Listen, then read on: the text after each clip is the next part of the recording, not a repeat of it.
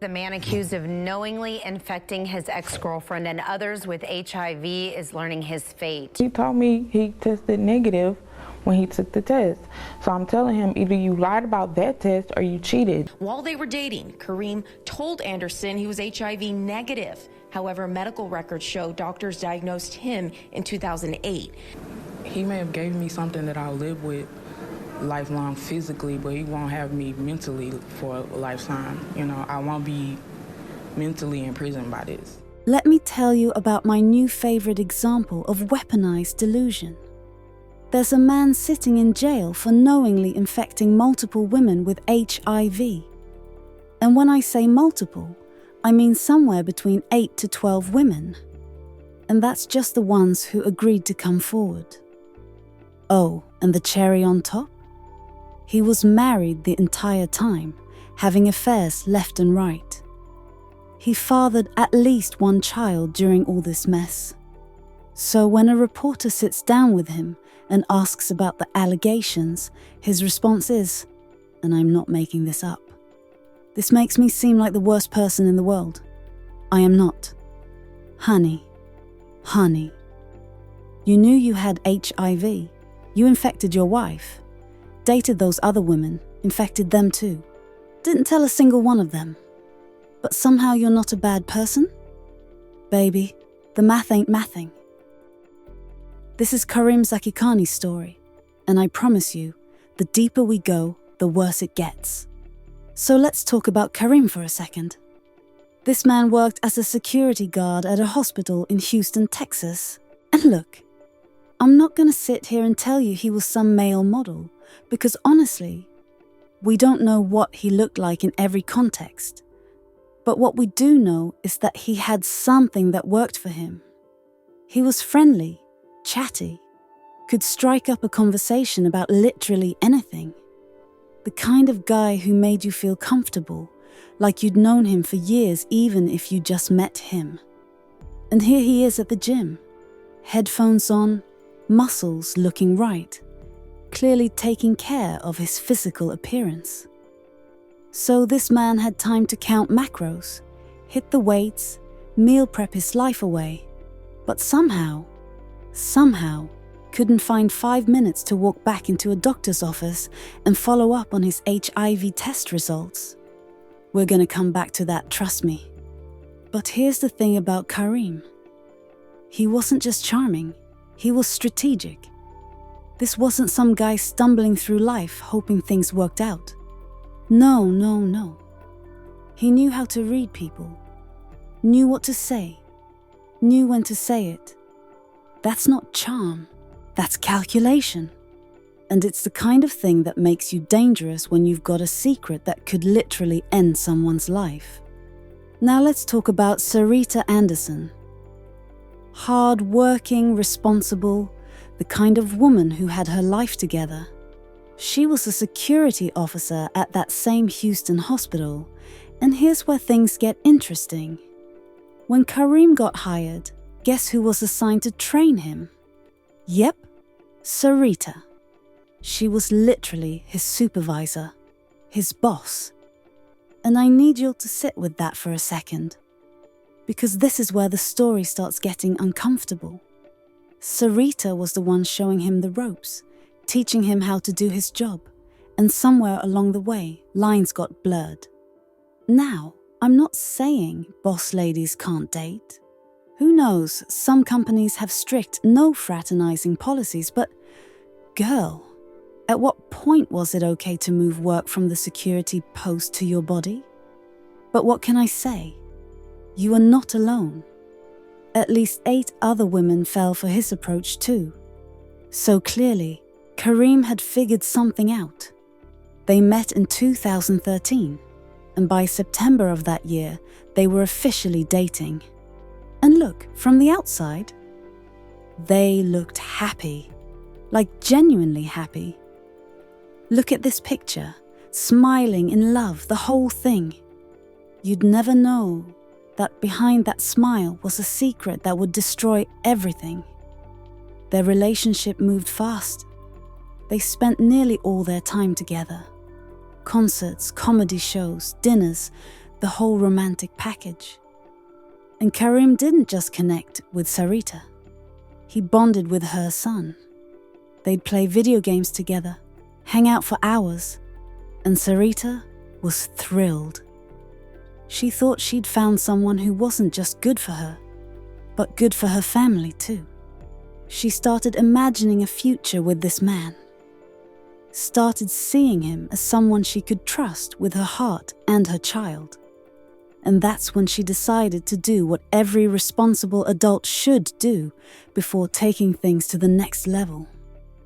As things got more serious and they started becoming intimate, Sarita wanted to make sure they were both protecting their health.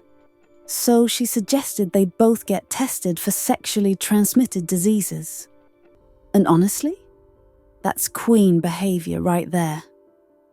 She'd already gotten her own test done during a recent medical exam. Came back negative, clean across the board. But she wanted them to take this step together, build trust, do things the right way. So she shows Kareem her paperwork, everything documented, everything transparent. And Kareem, he shows up with paperwork too. But here's where things get interesting. Sarita's looking at his results, and she notices something. HIV? Not on the list. Just missing. And when she asks him about it, you know what this man says? Oh, the doctor told me he'd only call if there was an issue. No call means no problem. And I need you all to really hear this excuse. The doctor will call you if there's a problem. So you just wait by the phone? For how long? Days, weeks, years? And if he doesn't call, you just assume everything's fine? Girl, when has any doctor's office been that reliable with phone calls? I can't even get them to call me back about a regular prescription refill. But here's the thing. At the time, it did make sense to Serita. Because when you're falling in love with someone, when you're building something real, you want to believe them. You want to trust that they wouldn't look you in the eye and lie about something that could literally kill you. So she believed him. She went on birth control. They stopped using condoms. And they built what looked like a beautiful relationship. But underneath all that happiness, there was a clock ticking. And Sarita had no idea that the man sleeping next to her, playing video games with her son, taking her to concerts and making her laugh, that man was a walking time bomb. So everything's going well, right? They're happy. They're building a life. Together, Sarita thinks she's found her person. And then, in April 2014, about a year into their relationship, she starts feeling off. At first, it seemed like the flu. You know how it goes. Tired all the time, body aches. Maybe you picked up something at work. Sarita figured it would pass in a week or two. Pop some Tylenol, drink some tea, rest up. Normal sick person stuff. But it didn't pass. Weeks went by, and instead of getting better, she got worse. The fatigue wasn't just, I need a nap, tired. It was, I can barely get out of bed, exhausted.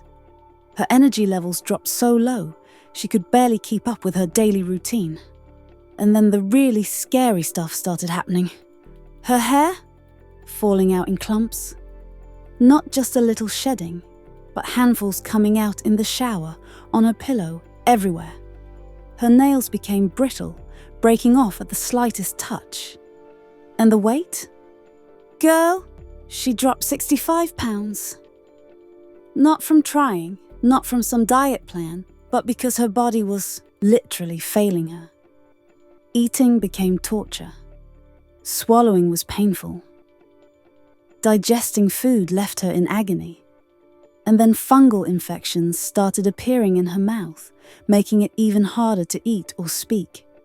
Can't you imagine? You're trying to figure out what's wrong with you, and your body is falling apart piece by piece. Sarita spent more time in hospitals than at home. Test after test, doctor after doctor, and nobody could figure out what was happening. And through all of this, every hospital visit, every terrifying symptom, every moment of fear, guess who was right there by her side? Karim. Oh yeah, Karim was present, y'all. He went to her appointments, held her hand in the hospital, looked her in the eye and said things like, "We'll figure this out, babe. Everything's gonna be okay." To everyone watching from the outside, he looked like the perfect boyfriend, standing by his woman during her darkest hours, supporting her, loving her, being there. But here's what nobody knew at the time, and this is the part that makes my blood boil. Karim wasn't there out of love or concern. He was there to monitor the situation, to see exactly what the doctors were saying, to figure out if they were getting close to the truth, to plan his next move. That man sat in those hospital rooms watching Sarita's body deteriorate, knowing exactly what was wrong with her, and never said a word. He watched her lose 65 pounds, watched her hair fall out, watched her struggle to eat, watched her cry and suffer and wonder if she was dying. And he just kept playing the role, kept reassuring her, kept lying. The audacity, the absolute nerve. Months passed. Sarita's condition kept getting worse. By September 2014, her doctors finally had answers, but they weren't the ones she was expecting. After running test after test after test, 4 separate tests, by the way, they sat her down and told her she was HIV positive. HIV positive. Sarita was stunned. Her mind started racing, trying to piece together how this could have happened. She'd always been careful. She had no history of risky behavior. Her last medical exam just a year earlier showed she was completely clean. So how? How? The doctor confirmed it again. 4 different tests, all positive. There was no mistake. And that's when everything started to click into place. The conversation they'd had early in their relationship, the STD tests, the paperwork, the missing HIV result. His excuse about the doctor calling if there was a problem. That whole time, she'd been doing everything right. She'd asked the hard questions. She'd requested proof. She'd tried to protect herself, and he'd looked her in the eye and lied. So Serita confronts him, and at first, Karim tries to deny it, tries to deflect, tries to act shocked and confused like he's the victim here. But Serita wasn't having it. She pressed him, kept asking questions, demanded the truth, and finally, he admitted it. He'd been diagnosed with HIV back in 2008, March 2008, to be exact. That's 5 years before he even met Serita. 5 years of knowing he had a potentially deadly virus and choosing to hide it from every woman he dated. Look at this picture again. You see 2 people in love. But what you're actually looking at is a woman who trusted the wrong person and a man who weaponized that trust. The betrayal cut deep. This wasn't just about her health, though that alone was devastating enough. This was about her life, her future, her ability to trust anyone ever again. Her son's mother almost dying because some man decided his secrets were more important than her survival. But wait, it gets worse. Because as Sarita's trying to process her diagnosis and Karim's betrayal, she starts digging.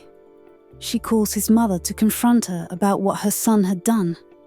And that's when his mother drops another bomb. Karim is married. I'm sorry, what?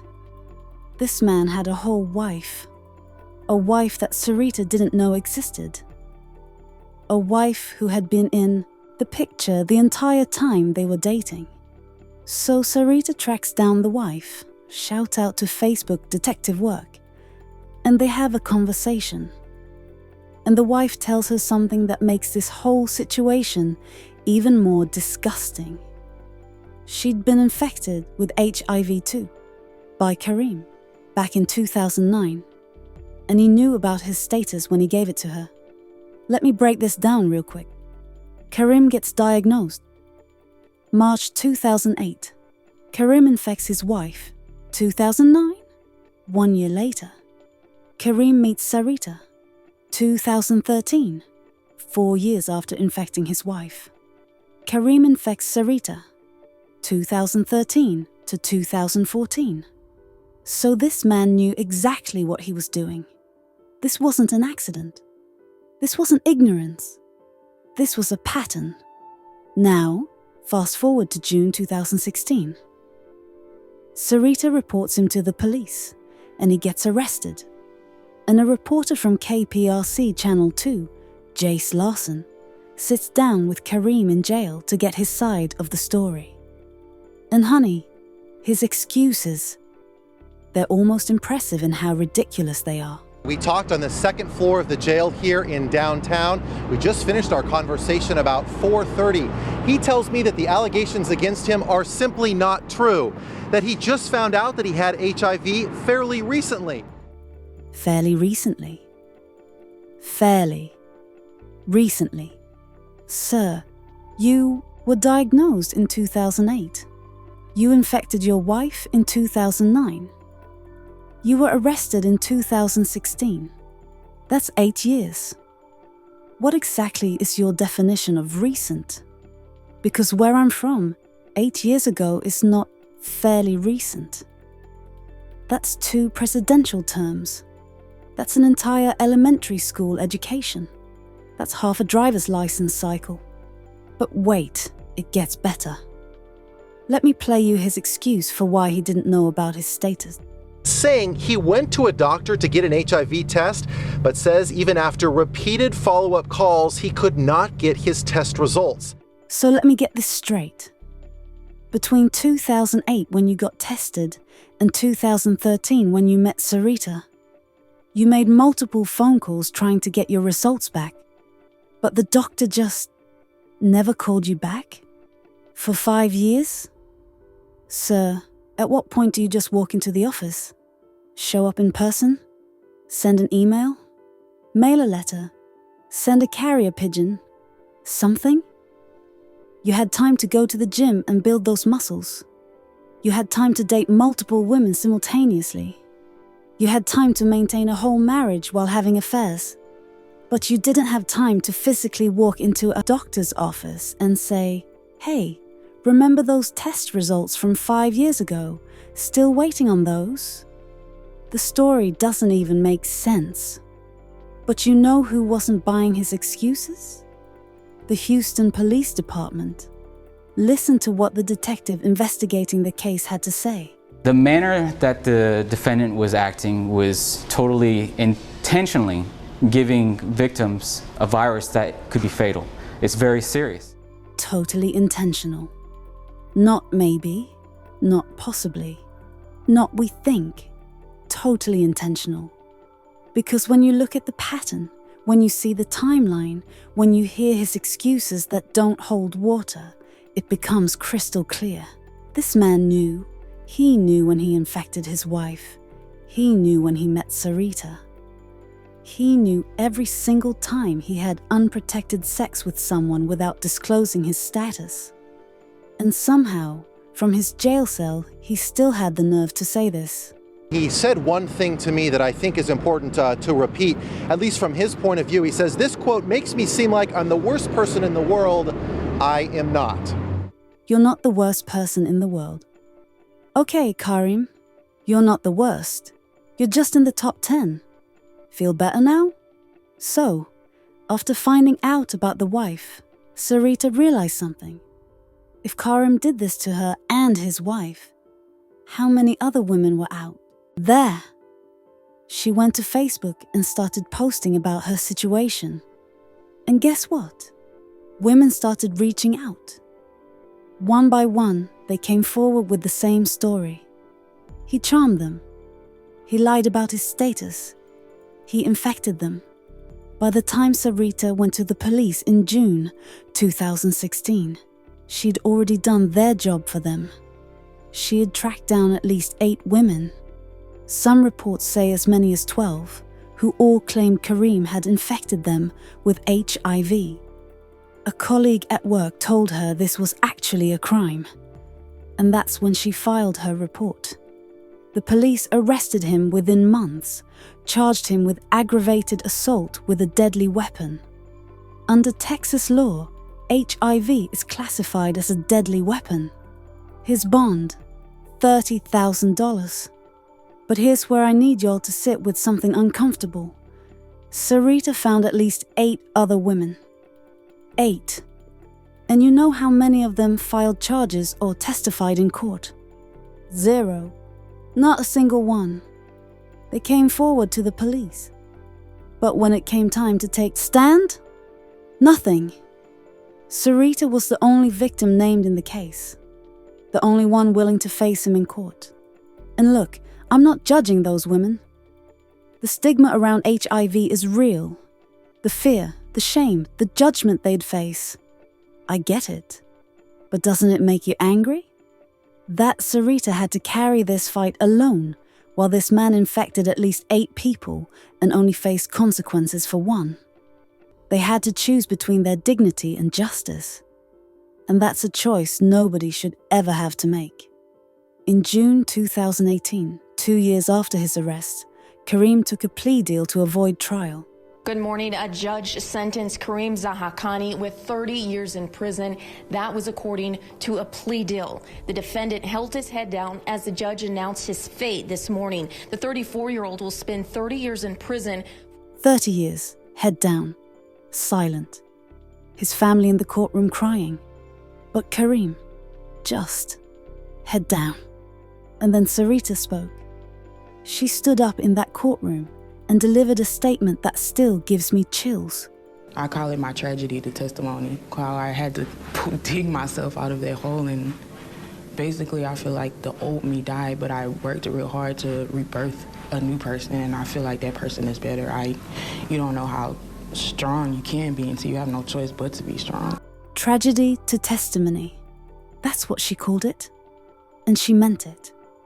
After everything, the diagnosis, the betrayal, the court battle, Serita went back to school. She became a nationally certified psychiatric technician. Look at this certificate. This woman didn't just survive, she rebuilt her entire life. And her son? The one she shares with Kareem. He tested negative for HIV.